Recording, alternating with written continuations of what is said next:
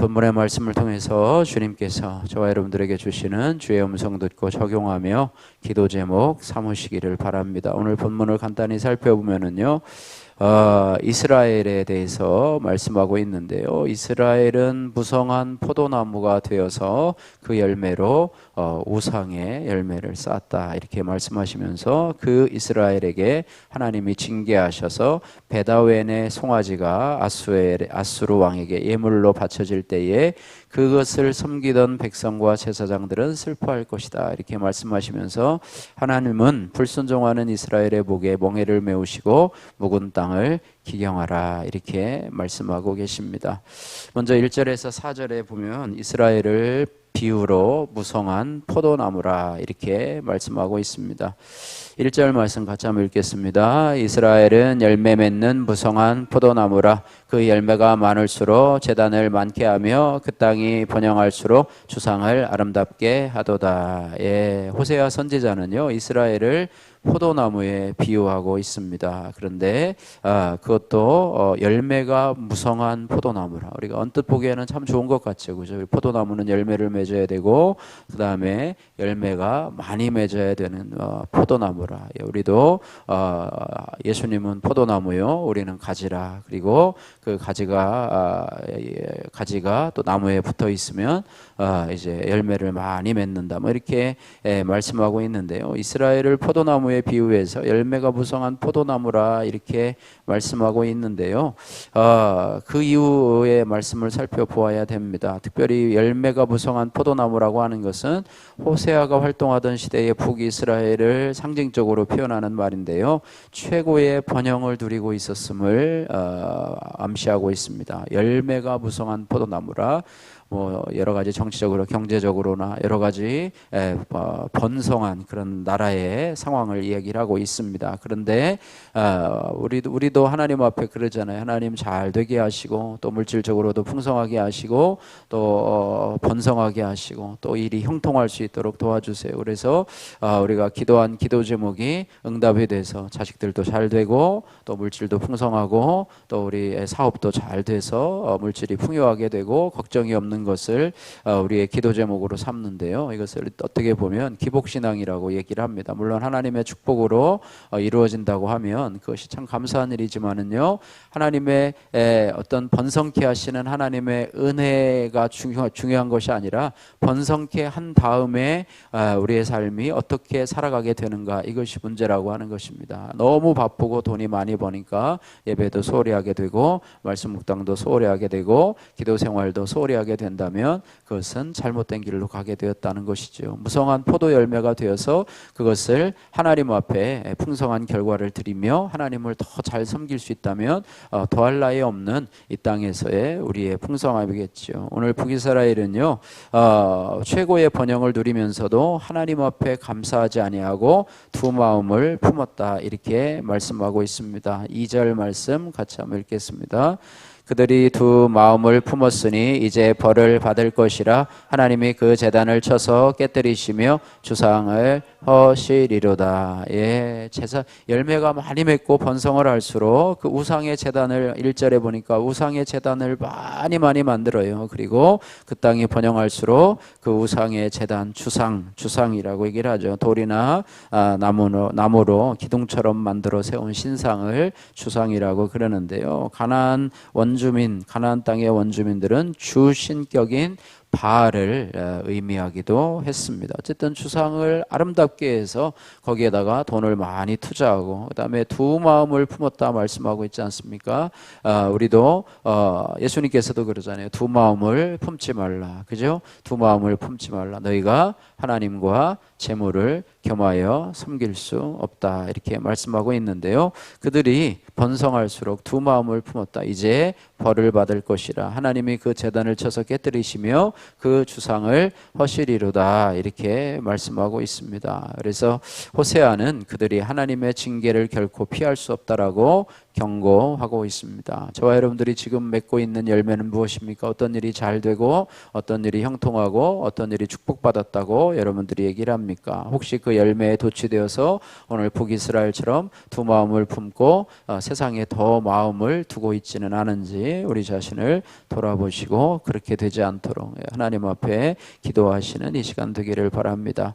자, 그 다음에 5절에서 8절 말씀에는 벳 아웬의 송아지를 언급하고 있는데요. 이 벳 아웬의 송아지에 대해서 설명을 하고 있는데, 이것은 여로보암 1세가 베델에 세운 금송아지 우상을 얘기를 합니다. 그죠? 이스라엘이 솔로몬 이후에 여로보암과 르호보암으로 나누게 되지요. 남유다와 북이스라엘로 나눠주는데, 여로보암이 북이스라엘의 이 베델에 세운 금송아지 우상, 그것을 하나님이라 이렇게 얘기를 하고, 우리도 금송아지 우상을 섬기는 것, 금송아지 우상을 만들면서 이것을 우리가 섬길 하나님이다 이렇게 말해요. 이제 유다로 가지 말고 예루살렘으로 가지 말고 이제는 여기서 우리가 하나님을 섬기자라고 하는데, 금송아지를 만들고 그것을 하나님이라고 칭합니다. 그것을 벳아웬의 송아지라 이렇게 말씀하고 있습니다. 그래서 5절 말씀에 이 벳아웬의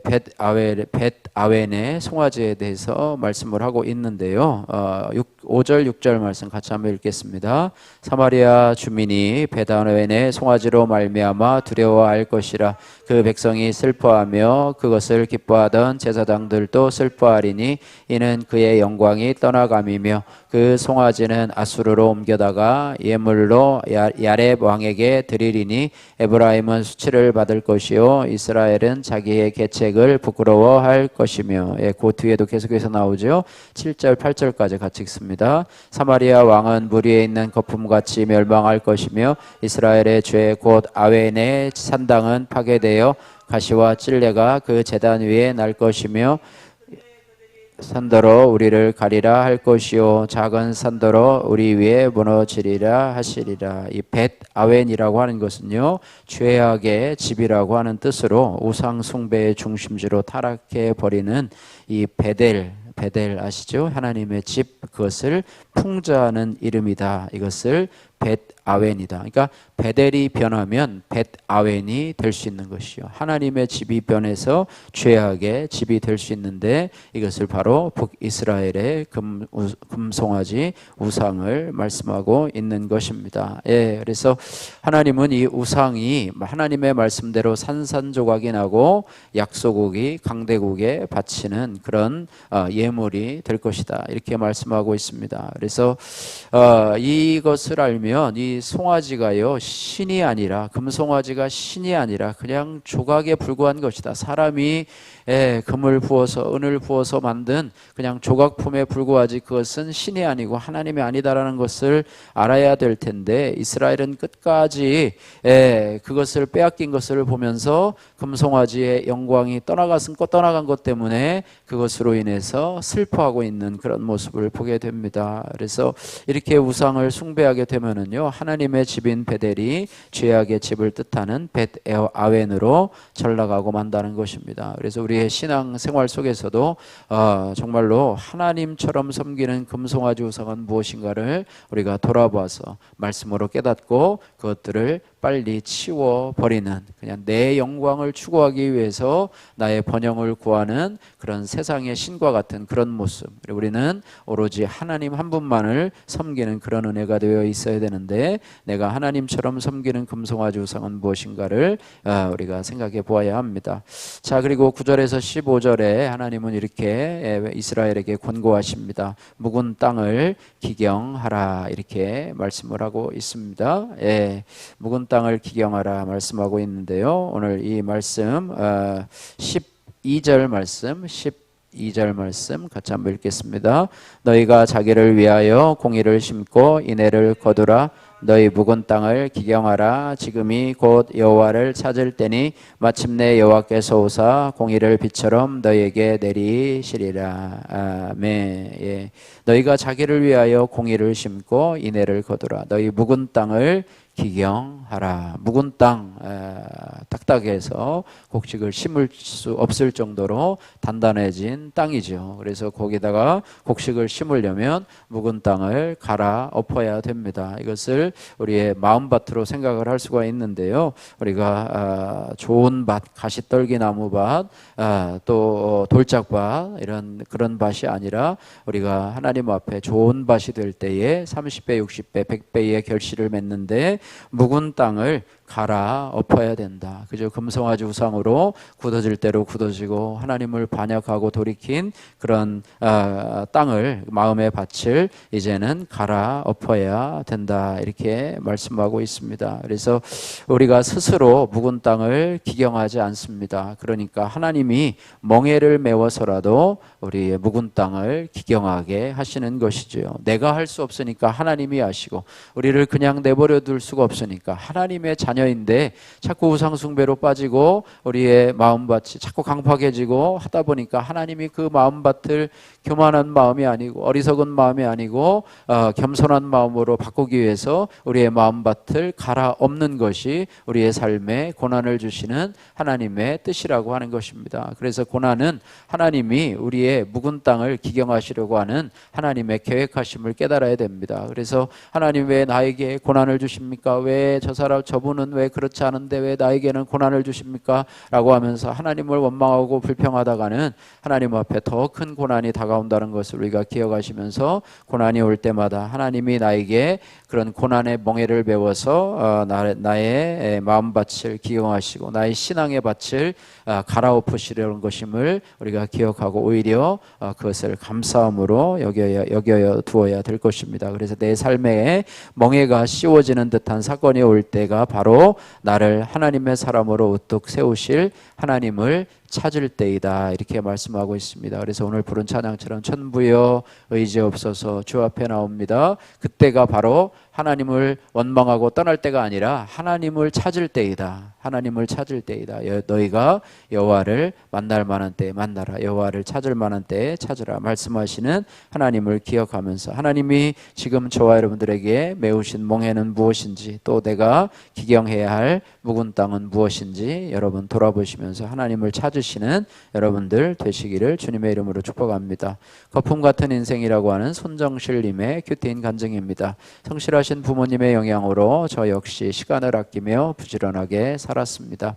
하지만 제 안에 말씀의 가치관이 없다 보니 사람에게 인정받는 자리만을 찾아다니곤 했습니다. 그러다가 저는 결혼 후 친정아버지가 암으로 돌아가시고 빚더미에 앉게 되는 사건으로 주님을 뜨겁게 만났습니다. 하지만 여전히 내 감정과 판단이 앞서다 보니 공동체의 권면이 들리지 않았습니다. 그러던 중 우연히 참석한 다단계 세미나에서 성공한 사람을 보니 부러웠고 언젠가 나도 저렇게 될 수 있으리라는 막연한 기대감이 생겼습니다. 이후 아는 언니가 지인을 소개해줘서 다단계 일을 시작하게 되었습니다. 그 일은 어느새 사업으로까지 확장되어 사회에서도 인정받는 인재들의 그룹으로까지 성장했습니다. 그렇게 세상에서 승승장구하게 되자 저는 두 마음을 품은 채 형식적인 예배만 드리며 아내와 엄마의 자리를 소홀히 했습니다. 당연히 하나님의 말씀은 들리지 않았고 늘어나는 팀원과 돈만 눈에 들어왔습니다. 이런 제 마음은 마치 독초가 무성한 밭과 같았습니다. 오늘 4절 말씀이죠. 그렇게 스스로 왕이 되어 나를 위한 성전을 짓고자 다단계 강의와 사업을 이어갔지만 하나님은 속지 않으셨습니다. 자기 유익으로 뭉쳤던 팀은 얼마 못 가 서로를 탓하며 갈라서기 시작했고 회의감에 빠진 저는 모든 것을 포기하고 싶었습니다. 자녀에게 좋은 환경을 제공하고자 다단계 사업에 뛰어들었다가 스스로 올무에 걸려 옴짝달싹 못하게 된 것이지요. 잘 나가던 사업이 주춤하고 인간관계까지 무너지니 그동안 쌓아올린 돈과 인정이 한순간에 사라질 물거품처럼 느껴졌습니다. 이렇게 내 욕심의 끝이자 중독과 같은 다단계 사업이 분열되고 나서야 저는 보잘것없다고 여기던 주부의 자리를 소중히 여길 수 있게 되었습니다. 가정으로 돌아와 주님의 멍에를 메고 묵은 땅을 기경하게 하신 하나님 감사합니다. 적용하기 남편과 두 아이가 있는 SNS 가족 대화방에 오늘 묵상한 내용을 나누겠습니다. 두 번째, 과거 저처럼 일 중독이 있는 지체에게 저의 죄 고백이 담긴 간증을 전하겠습니다. 기도하겠습니다. 사랑의 하나님 아버지 감사합니다. 열매 맺기 좋은 나무가 되라고 하셨는데 잎만 무성한 나무가 되어서 그 열매로 내 욕심을 채우며 또 우상을 섬기며 살았음을 용서해 주옵소서. 세상 가치관을 따라서 우상을 섬기던 저와 우리 집이 하나님 이제는 정말로 부끄러움을 당하는 자리까지 이렇습니다. 하지만 그것을 슬퍼하지만 말고 주님이 나를 통해서 또 고난이라고 하는 멍에를 메고 묵은 땅을 기경할 수 있도록 은혜 주신 하나님을 감사하며 하나님을 찾을 수 있는, 하나님을 구하고 여호와를 찾을 수 있는 우리들이 될 수 있도록 은혜 베풀어 주옵소서. 이제는 두 마음을 품지 말고 하나님만을 섬길 수 있는 저희들이 되게 도와주시고 아버지 하나님, 하나님 앞에 충성된 종으로 우리의 사명을 감당하는 하나님 믿음의 사람들이 되게 도와주옵소서. 예수님 거룩하신 이름으로 기도드립니다. 아멘.